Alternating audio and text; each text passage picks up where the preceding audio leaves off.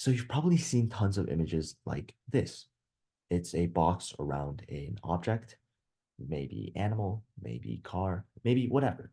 But essentially, it's an object that correctly labels cats, dogs, cars, trucks, or whatever you want. And so in today's video, I'll be trying to explain how this actually works and show you a little bit of my project that actually does this. Now, before we get started, this is, of course, the data set that I am going to be using.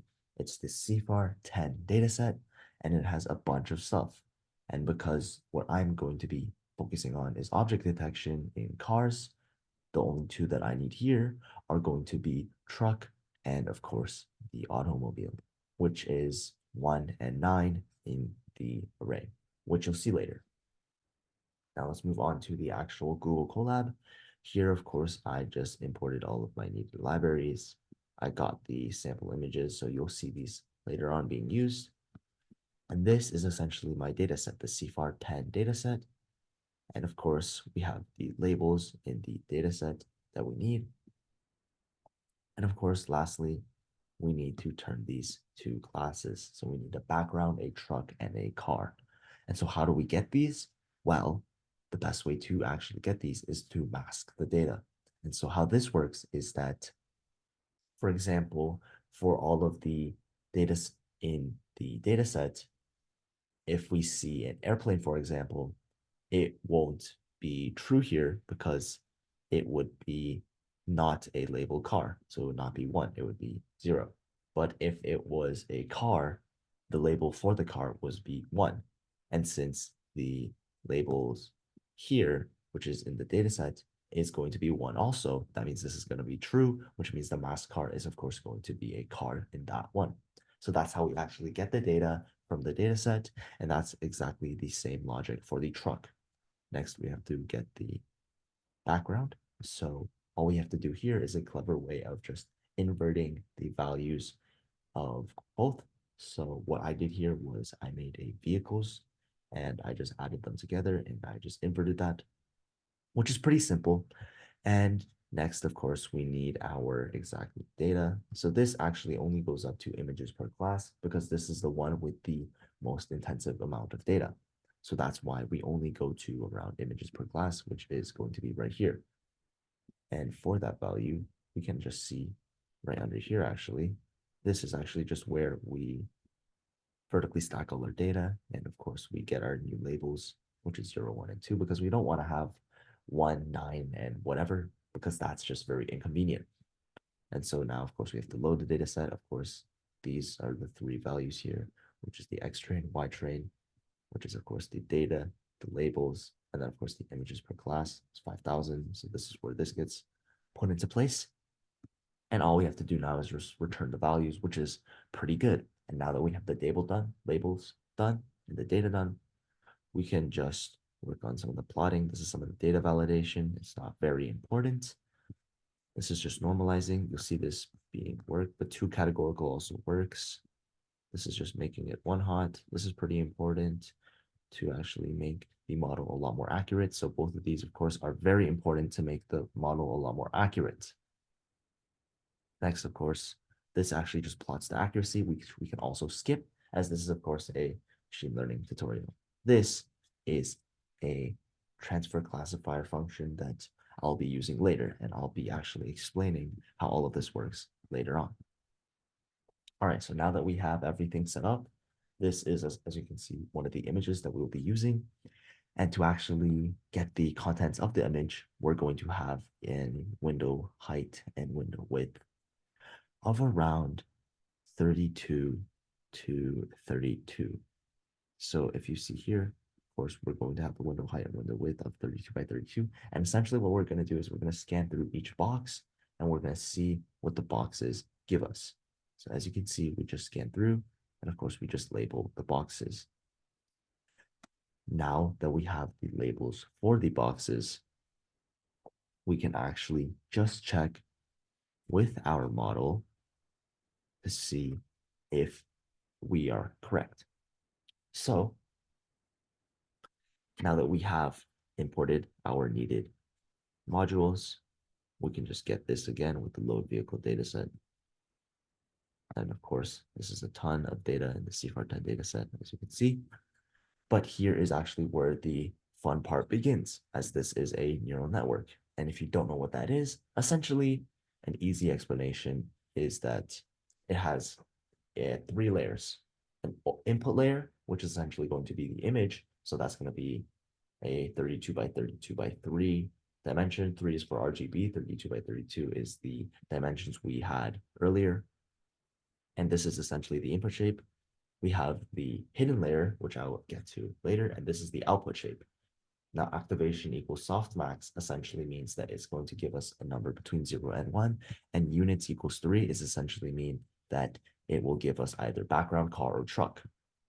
And so what this means actually is that it will be 128 neurons in the hidden layer. And so all of these have little weights that detect small patterns. So for example, if you have a green car, for example, or any color that is green, you'll probably more likely correlate that to an actual tree or nature because, of course, nature is green and most green stuff is actually just nature and not cars. And so that would probably be would probably have a weight more correlated towards background, which actually makes sense because trees are green. And so now that you kind of know how they actually detect different pixels and how they actually have weights classified to them. So in that example, for example, that weight might be 8 because the weights can be, I think, 1 to 10, which is pretty severe. And so now that we kind of understand how the neural network actually works, we simply just compile it. We want, of course, the accuracy, and this is what we did. As you can see, the model does okay. On the validation data, it's around 70%, which is all right for our first model. Next, we actually get to a better model. So what this actually does is that it actually gives us a convolutional neural network. And so as you can see, these remain unchanged. These are the exact same. But this top part here has changed. Why? Because it's a convolutional neural network. And how these essentially work is that they have a box size of 3 by 3, as you can see here, 3 by 3. And in this box, it'll have different pixel values. So for example, in a normal pixel in the image, it'll have 3 values because it's RGB and it'll just have 3 RGB values or 3 values that are just red, green, blue. And what the convolutional neural network layer here will do is it will also have some randomized values to add or subtract to that RGB to actually test out some patterns. And so what this looks like actually is it kind of can identify the differences between various images, and it can actually sharpen it too using the max pooling size, which essentially gets a 2 by 2 box in the image and then takes the highest value out of that 2 by 2 box. So the darker images will probably be a lot more enhanced and it will just essentially be a lot more refined. And so how this would work is that if we see a car hood, which is relatively curved, it'll probably have a lot of blurry pixels around it. But with the max pooling, it'll be a lot less blurred and it'll be a lot more accurate. And keep in mind, this is just 32 by 32 pixels, which means that this is pretty solid. Next, of course, we have to flatten the data so we can actually put it into, of course, our neural network. But essentially what this does, still, we have the 64 here because we need 64 kernels. And oh, it is throwing up an error because I accidentally ran it, but we can just ignore this because it already ran and we can just have all of this work. So cnn.compile, of course, we just compile everything once again. The accuracy is around 82%. 82 to 85%, which is still pretty good. But we can, of course, do better. So this is our last model, which is, of course, the transfer classifier. Now, what the transfer classifier actually does is that it's probably the easiest out of all of them. It essentially just calls a different classifier name, which is the VGG16 model, which is a lot more complex than any other model that we've actually worked with. So if we actually just want to take a look at the VGG16 model, we can see that there's one convolutional layer, two convolutional layer, three convolutional layer, four, five. And then there's three neural networks after. And of course, there are five different max pooling layers, which is super, super insanely precise and uses a lot of computational power. Thankfully, we have our own version that doesn't have to call everything, of course, and we just name it VGG16. And the function actually is just up here, where we have the converter that's the weights from the ImageNet. And this is all we have to do. And we just have to put in our image shape. And that is essentially how it's going to work. And we added, of course, more to actually train the model so that it actually can understand the model a bit more. But that is essentially how transfer classifier actually works, which means that this model will, of course, be super accurate. As you can see, the accuracy was around 95%, which is insane for a model, especially with pixels of 32 by 32. And these are actually some of the labels given to these images. As you can see, the first one, they think it's background because one represents the background actually. Or no, one should represent the car here. And as you can see, they think it's a car. For number two, of course, they think it's the background.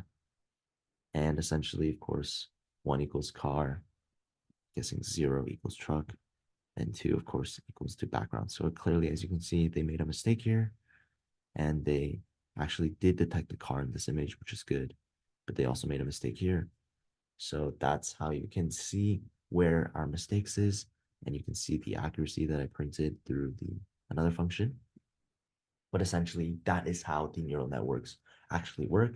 So if you ever wanted to actually put boxes around these, you can definitely achieve that through machine learning and neural networks, which is, in my opinion, super, super